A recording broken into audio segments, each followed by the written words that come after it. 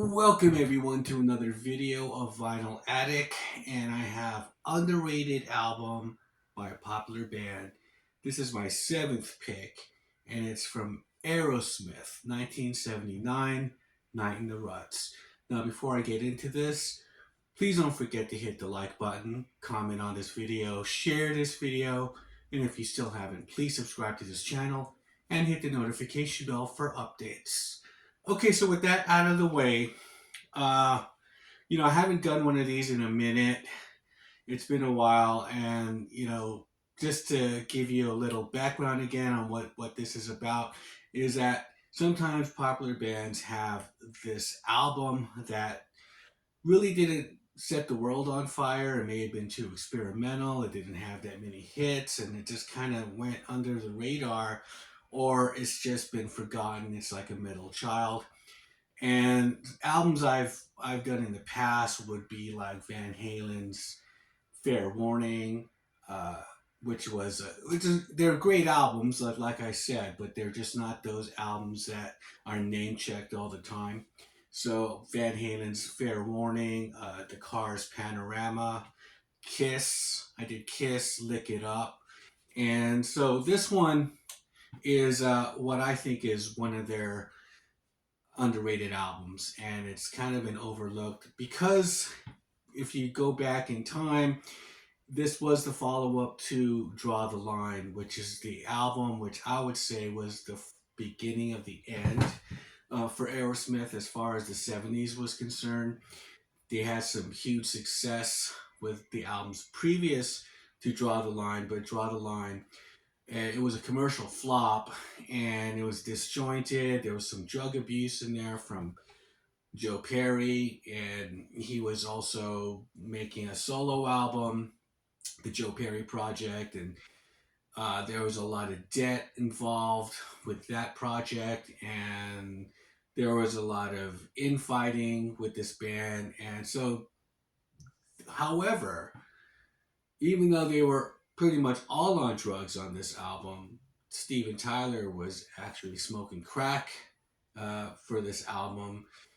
They turned out a really great album. And sometimes great bands, even though they're all on drugs, could put out something amazing. I mean, Fleetwood Mac's Rumors is a testament to that. A lot of infighting, a lot of drug abuse. Amorca by Black Crowes is a great album. And of course, you can't forget Exile on Main Street by the Rolling Stones. And so I would feel like this is that album where they were all kind of strung out. However, they put out a really great cohesive album compared to the album before, Draw the Line, which was just kind of all over the place. And so let's look at the jacket first, okay? So it's Steven Tyler's idea. So yeah, I guess I don't know what he was thinking, but 1920s. It looks like they're trying to be in this period of coal miners.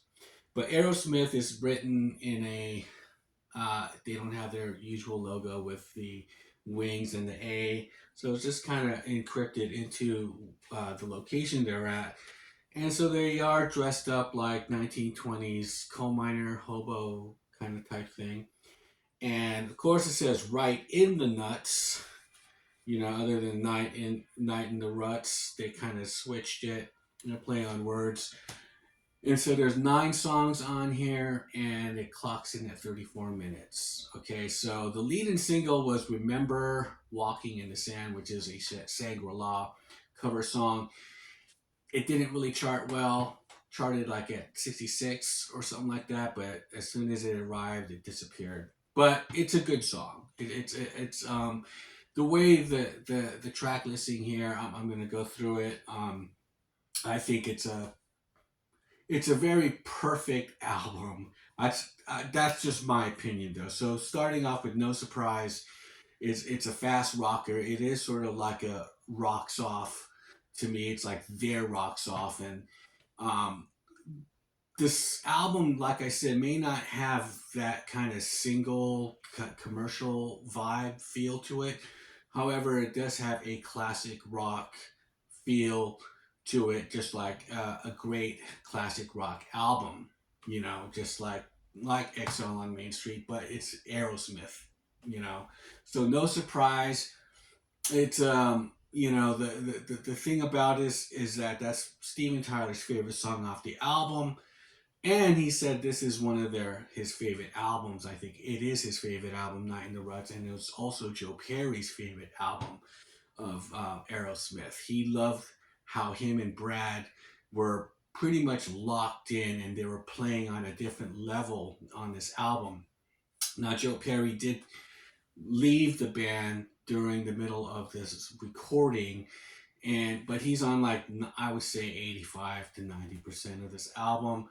uh, the member that came in, Jimmy Crespo, uh, he ended up being in the band until 1984 and was Steven Tyler's writing partner. Now he does like a couple of things that Joe forgot to do, guitar solo on a song, and little overdubs here and there, but it is Joe Perry. So you kind of look at it here. Um, they're all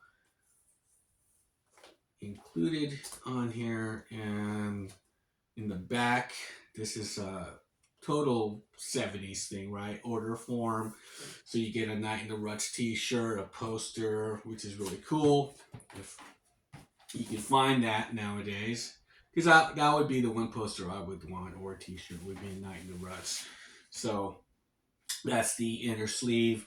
Now the second track on here is Chiquita. It's just another strong rocker, and great rock songs. I mean, they're just the drumming on here is another thing that's kind of overlooked, but I think it's one of Joey Kramer's best albums. It's this album right here, and it's very raw sounding. This album, it's very raw sounding. Now, after that is Remember Walking in the Sand, which is the single, and that is the first song to me where later on in their career they'll do songs like Remember Walking in the Sand, that kind of feel, that R&B kind of rock sound of songs like Crying, or what's the other one from that album? Uh, Amazing. No, it wasn't Amazing.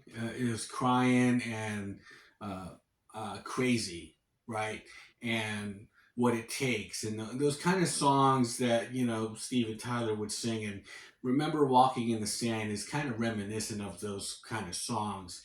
It's the first of those kind of songs he would do later on. Angel is another one from the Permanent Vacation. So there you go. Wrapping up this side is Cheesecake, and there you have Joe Perry on the slide guitar. You know, he's one of the masters at that. Him and Page, I love the way they play slide guitar. And so that is a rocker too. This album doesn't really let up. Then side two starts off with 3 Mile Smile, and that is a rocking song with all these different kinds of just changes. The drums are amazing. His fills on this album, they're just really going for it on that one. However, it's not Joe Perry on lead. It's that Jimmy Crespo guy. He was really good. He filled in on this song, and he's on the promotional videos. If you watch the Aerosmith videos for this, of No Surprise and Chiquita, it's the other guy. They would come back. Yeah, this lineup would come back in Done with Mirrors, which was supposedly their comeback album in 1985, but it didn't really go anywhere. It was until they hooked up with Run DMC in '86 with Walk This Way, and they did a reimagined version of that got them back into households on MTV, and then they put out Permanent Vacation, of course, and the rest is history. So if you went from this album and got rid of Rockin' a Hard Place, there's some good moments on Done with Mirrors. So yeah, just for me, I don't really care about Rockin' a Hard Place. Just Joe Perry all the way. So 3 Mile Smile goes right into Reefer Head Woman. That's another cover song. great harmonica playing by um, Steven Tyler. And then you go to Bone, Coney Island, Whitefish Boy. Just another quick rocking song. Um, and supposedly it's about inspired by a white condom, right? A white used condom found on the beach. So that's the legend of that song. Then we have "Think About It," which is a cover song from the Yardbirds, which is the Jimmy Page era. And Zeppelin is a big influence on Aerosmith, and there's like kind of Zeppelin moments on this album. And Think About It came out in the late 67, 68 album of the Yardbirds, where they have Dazed and Confused on that album as well. And the thing about it with the Yardbirds and Jimmy Page is that he had some great songs and ideas, but he just didn't have the right group to help his vision out. And so you hear like Dazed and Confused on that album, and it's just like, and then you hear the Zeppelin version with the power of the drums of Bonham and Robert Plant, and it's just like, bam, there it is. And so you hear "Think About It" on that album. It's kind of it's thin, but Aerosmith takes it to a different level too.